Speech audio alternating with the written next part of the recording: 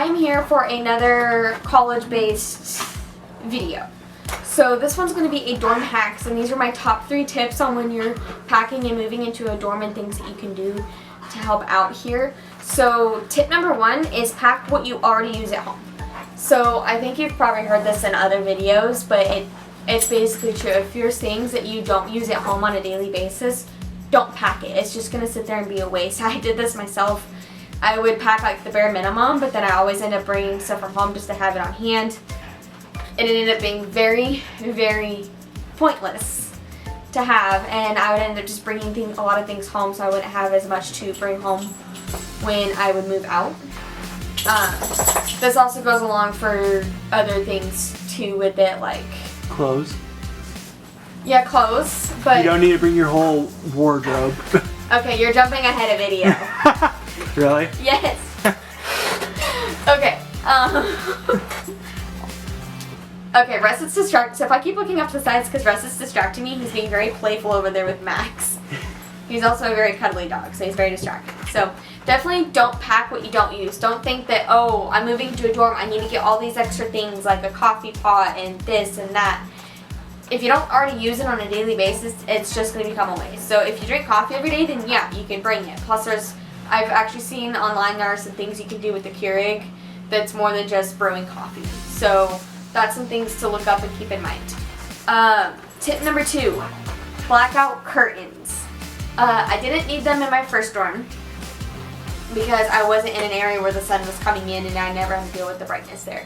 But my second dorm, I was right on the end where the sun was, I don't remember if it was coming up or setting. Might have been setting, but it was very bright in that room all the time, and it would wake me up at like 6 a.m. with how bright the sun was, and so it got kind of hard. And so my mom got me blackout curtains, and one thing I did for holding those up, because I know you're not allowed usually to put holes in the wall of a dorm, what I did to hold the curtains up was I got a curtain rod, and instead of using the bars that came with it, I got command hooks and put those command hooks up where I would put the hooks for the curtain rod, and then I just placed the curtain rod on top of the hooks, and it held it up quite nicely. It did take some trial and error to find the correct command hooks, but I did find those. And so those blackout curtains came real handy because actually, I think the ones I had weren't fully blackout, but they were enough where it blocked out some of the sun, and I was capable of getting a better night's sleep, especially since I was right by the football stadium, and we had nights where, because the first university I went to, the football stadium was shared with the local high school.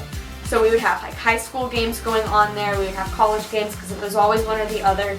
There'd be at least 2 nights a week where the lights were on and it'd be in my room and it'd be bright even at like midnight. So blackout curtains are definitely a hack there. So if you start having issues, get blackout curtains. And then the last main hack I have here is curtains for your closet. I know this is going to sound weird, but usually in dorms you don't have any kind of door covering your closet, and it gets kind of annoying seeing all your stuff all the time. And so one thing I learned is if you get a curtain rod that you would use in a shower or a bathtub, you can adjust it the length to fit inside the closet space, and you can get a curtain on there, any curtain of your choosing, and you can put it up and it will block out everything and it looks really nice. I'll see if I can find a picture of it, I will put it in right here so you guys can see what I'm talking about or what I did. I did that for all 3 of my dorms that I had.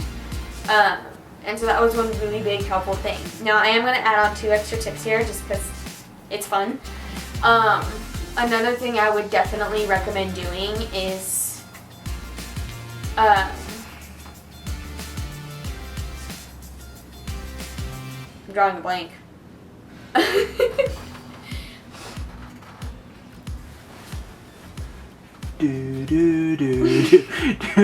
Shut up.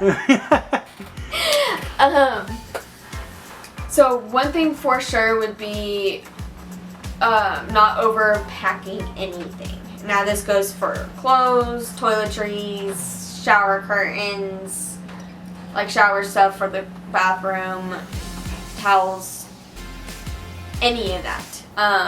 There are some like on-campus apartments and apartment style dorms that you can pack a bunch of kitchen stuff, and I would say definitely pack kitchen stuff, but don't overpack. So that means don't bring like 5 boxes of pots and pans, don't get like 20 plates, just kind of do what you feel like you'll need. And then another really, really helpful tip here that, I forgot it. I just had it in my head.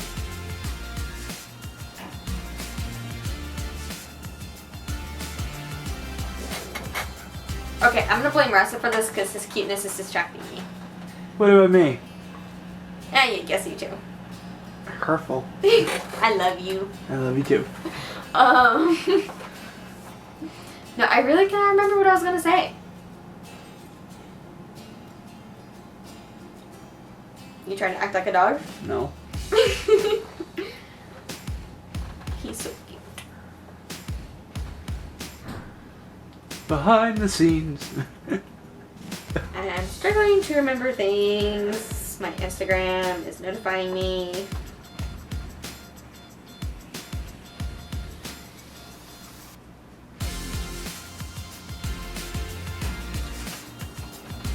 Pack minimally on shoes.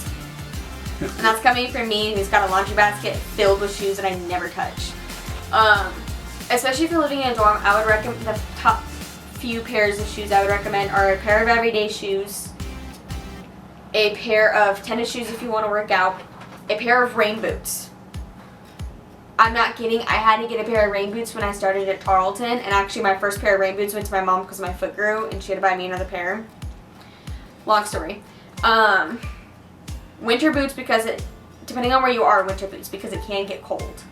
And it'd be nice to have those. And then I would also recommend a pair of like slippers, Crocs, stuff, something like that, kind of sandals. I also recommend very comfy walking shoes, especially if you go up hills. Yeah, so a good thing with Texas State is we do have a ton of hills, and so we have to have walking shoes. So most of everyone there's everyday shoes is tennis shoes for walking those hills and stairs. Do you have any advice, Max? Be prepared to kind of live minimally.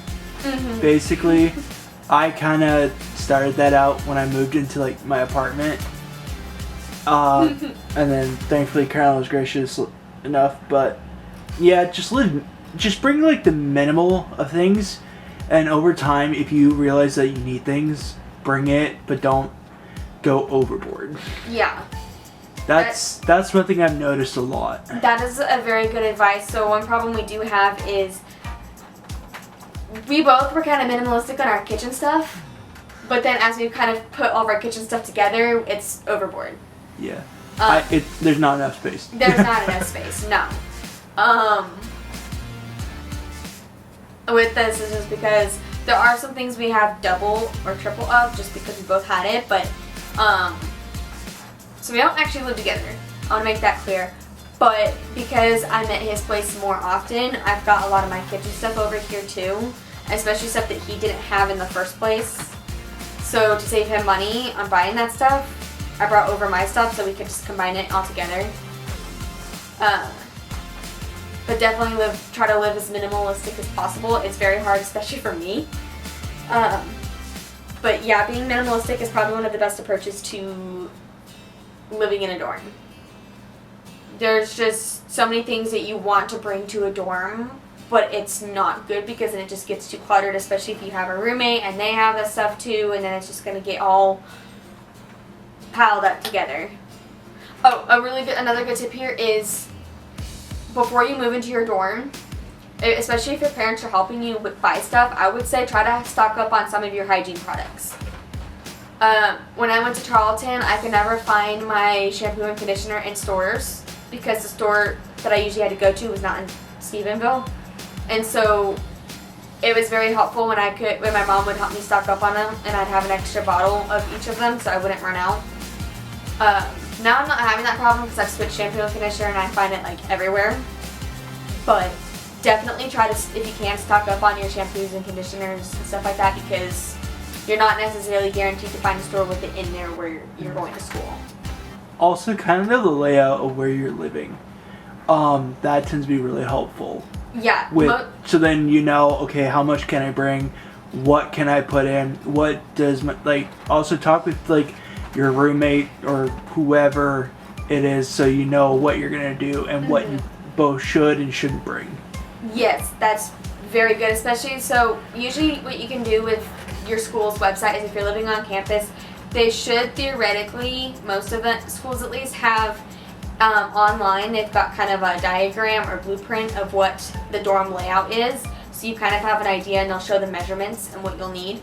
But you also are typically capable of communicating with your roommate long before you move in, so you can start communicating on who's going to bring what. I know my brother had this issue where he was given a mini fridge from our step aunt, and then he moved in and his roommate never talked to him. But his mom ended up buying him a mini fridge. So they ended up with 2 mini fridges in one dorm room.